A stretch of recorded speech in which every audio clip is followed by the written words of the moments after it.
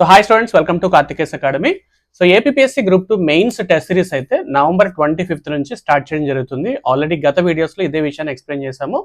So November 25th నుంచి start చేసేటువంటి ఈ గ్రూప్ 2 మెయిన్స్కి సంబంధించినటువంటి టెస్ట్ సిరీస్ దాదాపుగా జనవరి 27th వరకు కూడా మనకు కంటిన్యూ అవుతుంది, రైట్? సో ఈరోజు మనకి ఈవినింగ్ 7 o'clock కల్లా ఈ టెస్ట్ రెడీగా ఉంటుందండి. సో అభ్యర్థులు ఎవరైతే ఆల్రెడీ పర్చేస్ చేస్తారో మీ అందరూ కూడా హ్యాపీగా టెస్ట్ సిరీస్ రాసుకోవచ్చు. సో అన్లిమిటెడ్ టైమ్స్ అయితే ఇచ్చాము, మీరు మల్టిపుల్ టైమ్స్ రాసుకోవచ్చు. టెస్ట్ సబ్మిట్ చేసిన తర్వాత మీకు కీ సంబంధించినటువంటి డీటెయిల్స్ అన్ని కూడా అక్కడే డిస్క్లోజ్ అవుతాయి, హ్యాపీగా మీరు ప్రాక్టీస్ చేసుకోవచ్చు, right? Already question paper already మన దగ్గరికి వచ్చింది.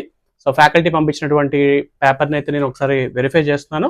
సో దీంట్లో చాలా చాలా ఇంపార్టెంట్ ఎంసీక్యూస్ మనకు కనిపిస్తున్నాయి.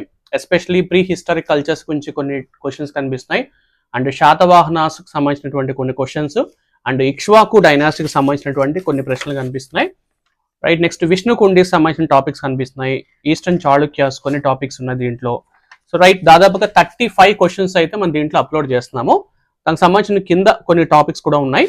సో కొన్ని టైటిల్స్ మీద అడుగుతున్నాము, అలాగే కొన్ని ఇన్స్క్రిప్షన్స్ మీద క్వశ్చన్స్ అయితే రెడీ చేశాము.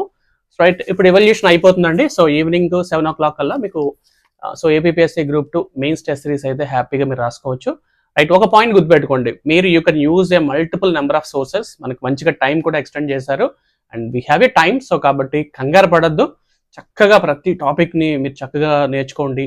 ఉదాహరణకు కుంతల శాతకర్ణి గురించి ఎక్కువసార్లు అడుగుతున్నటువంటి టాపిక్ కాబట్టి అది మీకు సో చదువుకోవచ్చు.